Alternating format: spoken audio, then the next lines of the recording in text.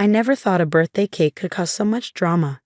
But here I am, sitting in my kitchen at 6 a.m., staring at the three-tiered masterpiece I spent all night creating.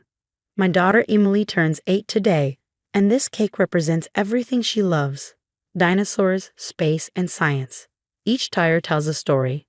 The bottom shows dinosaurs roaming prehistoric Earth, the middle depicts the evolution of life, and the top showcases the cosmos with hand-painted planets and stars.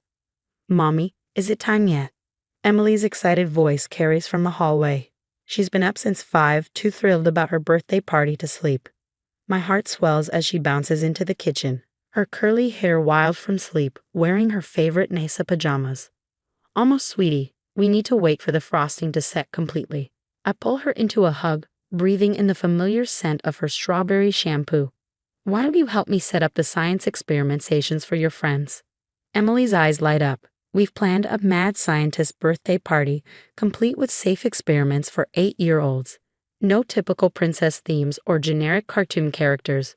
My daughter wants to make slime, create volcanic eruptions, and learn about chemical reactions.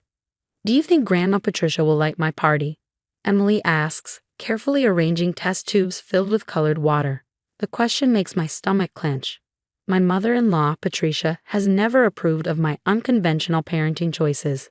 "I'm sure she'll love seeing you happy," I answered diplomatically, remembering last year's disaster when Patricia brought a pink princess dress to the party, insisting Emily change out of her astronaut costume. The doorbell rings at exactly 10 a.m. Patricia's always punctual. I'll give her that. My husband Michael answers while I make final adjustments to the cake. I hear her before I see her. "Michael, darling, where's my precious granddaughter?" "I brought her the most adorable dress from that boutique I told you about." I close my eyes and count to 10. We specifically told everyone to wear clothes they don't mind getting messy.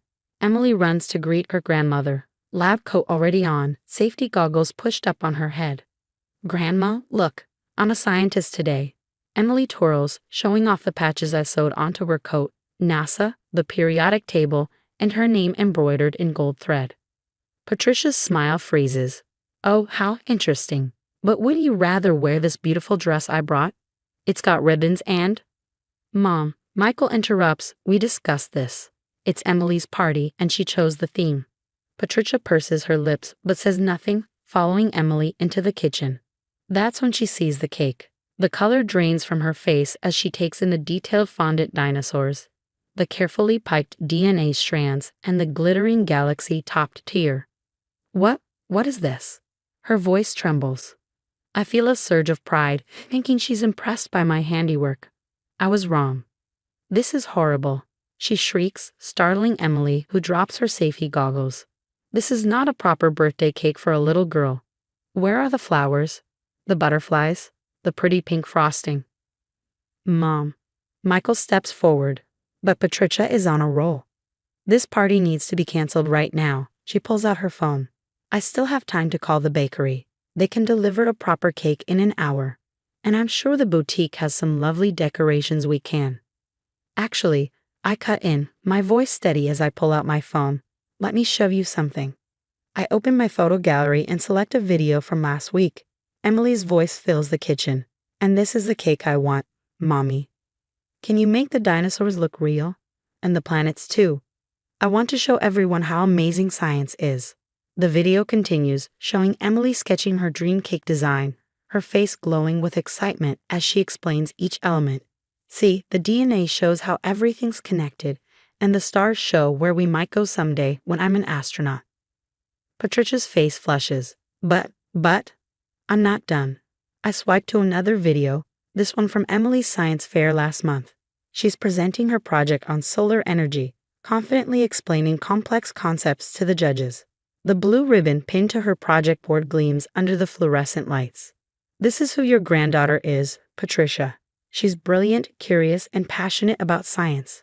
She doesn't want to be a princess.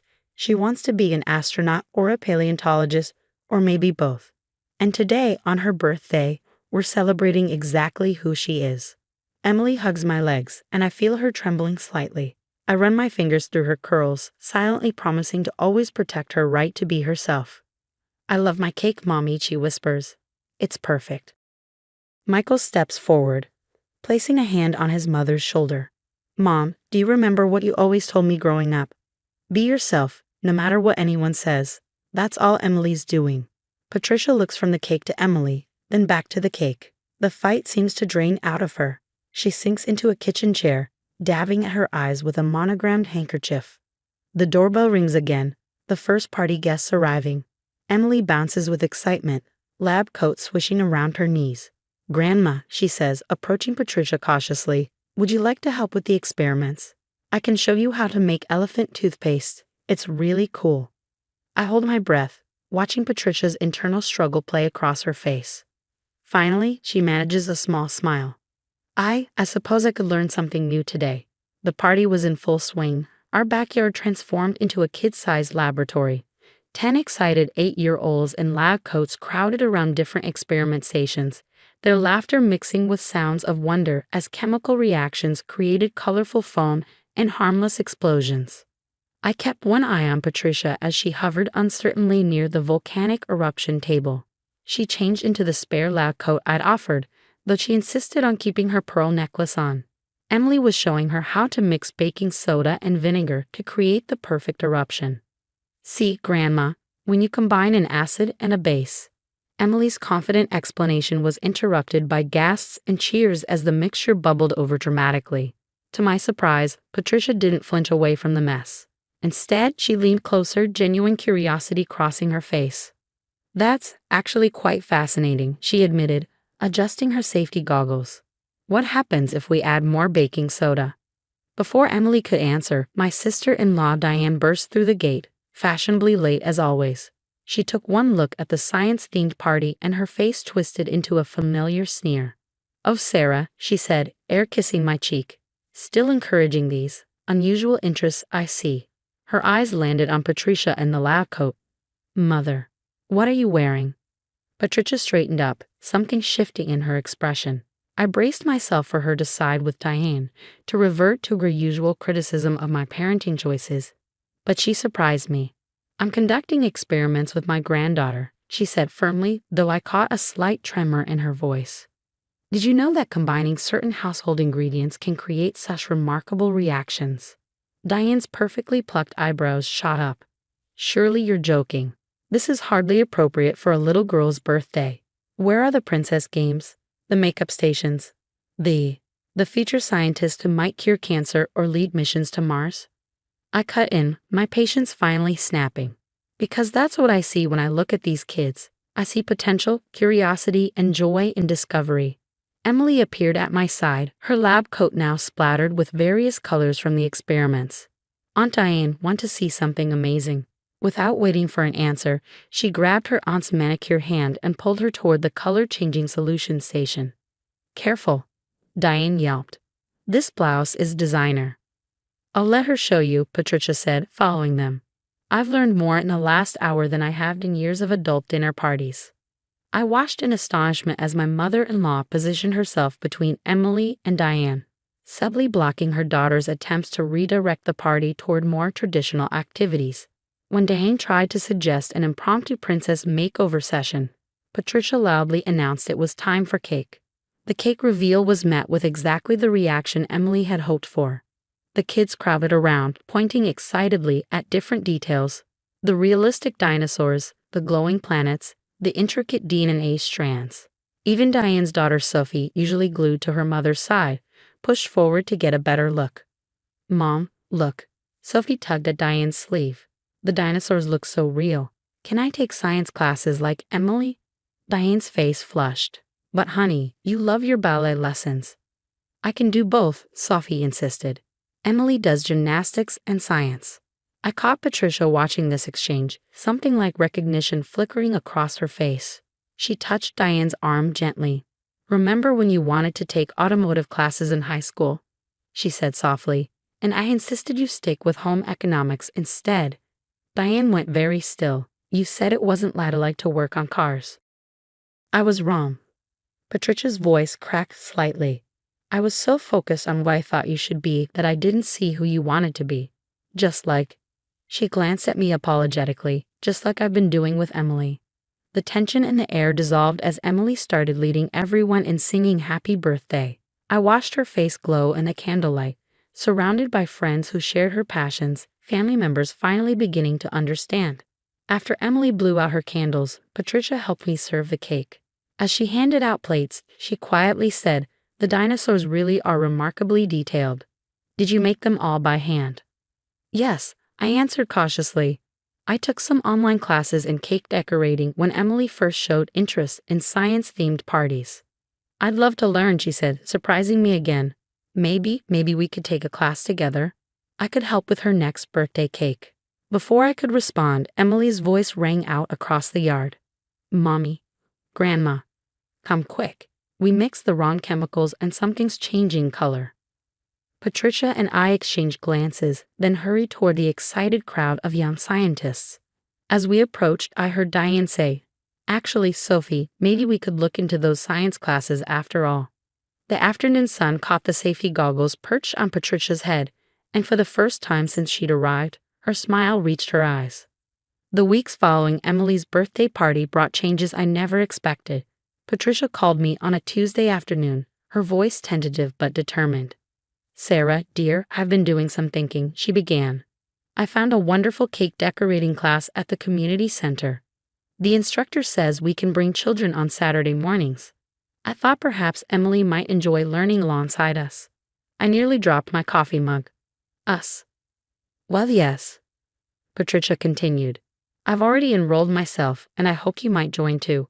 We could make it a regular thing, just us girls." That's how I found myself spending Saturday mornings with my mother-in-law and daughter, learning the intricacies of fondant and buttercream. Emily proved to be a natural, her steady hands and attention to detail serving her well as she crafted increasingly complex designs. But it was Patricia who truly surprised me. "Look at this," she exclaimed one morning, proudly displaying a perfectly sculpted DNA double helix made from modeling chocolate. Emily helped me understand the structure. "Did you know each little part has a specific name?" During our breaks, Patricia began sharing stories I'd never heard before, about her own childhood dreams of becoming a marine biologist, dreams she'd abandoned because proper young ladies didn't pursue such careers in her day. "I don't want Emily to ever feel that way," she confided one day, watching our daughter carefully paint edible silver luster dust onto a fondant rocket ship. "I don't want any of my grandchildren to feel limited by someone else's expectations." The real test came a month later when Emily's science fair project made it to the regional championships. The evening before the competition, our doorbell rang. Patricia stood there, arms full of supplies. "I thought we could help Emily practice her presentation," she announced, sweeping into the house. "And I brought something special." From her bag, she pulled out a carefully wrapped package. Inside was a lab coat, child-sized but professional grade, with Dr. Emily Wilson, future scientist, embroidered in elegant script. Emily's eyes widened. "Grandma, it's perfect." She threw her arms around Patricia, who hugged her back fiercely. "There's something else," Patricia said, pulling out a faded photograph. It showed a young girl in cat-eye glasses, standing proudly next to a science fair project about ocean acidification. "That's me, at your age. I won first place, but my parents," she swallowed hard, "they said it wasn't appropriate. I never entered another science competition." Emily studied the photo carefully. "Your project looks amazing, Grandma. Will you help me practice my presentation about solar energy?" For the next 2 hours, Patricia and Emily worked together, refining explanations and practicing demonstrations. I watched from the doorway as my mother-in-law, the woman who once insisted on pink dresses and princess parties, helped her granddaughter perfect her scientific terminology. The next morning at the science fair, Emily stood confidently before the judges, her new lab coat gleaming under the fluorescent lights. Patricia sat in the front row, clutching her pearls not in disapproval but in nervous excitement. When Emily was announced as the winner, Patricia's cheer was the loudest in the room. At the celebration dinner that evening, Diane surprised us by announcing that Sophie had joined the school's science club. "She's particularly interested in marine biology," she added, glancing meaningfully at her mother. Patricia reached across the table and squeezed her daughter's hand. "Maybe we could all take a trip to the Aquarium Research Center," she suggested. "I hear they have an excellent educational program for children." Later that night, as Michael and I were cleaning up, he pulled me aside. Mom called me today, he said. She wanted me to tell you something, but she was afraid it might sound silly. What is it? She said thank you, not just for Emily's party, but for showing her it's never too late to embrace who you really are. He smiled. She signed up for an online marine biology course. The following weekend, I found Patricia and Emily in our kitchen, surrounded by baking supplies. They were attempting to create a cake shaped like a marine ecosystem, complete with coral reefs and sea creatures. Mom, Emily called out excitedly, Grandma's teaching me about ocean acidification while we bake. Did you know she used to study this stuff? Patricia looked up, her face dusted with powdered sugar, wearing the lab coat we bought her as a joke, embroidered with Dr. Grandma, senior science advisor. Her eyes met mine, and we shared a moment of understanding. You know, she said thoughtfully, I always thought I was protecting them. Diane, Emily, all of them, by pushing them toward what society expected. But watching Emily that day, seeing her so passionate about science, it woke something up in me, something I thought I'd lost. Emily piped up, can we make the coral reef change colors like in your old science project, Grandma? We can certainly try, Patricia laughed.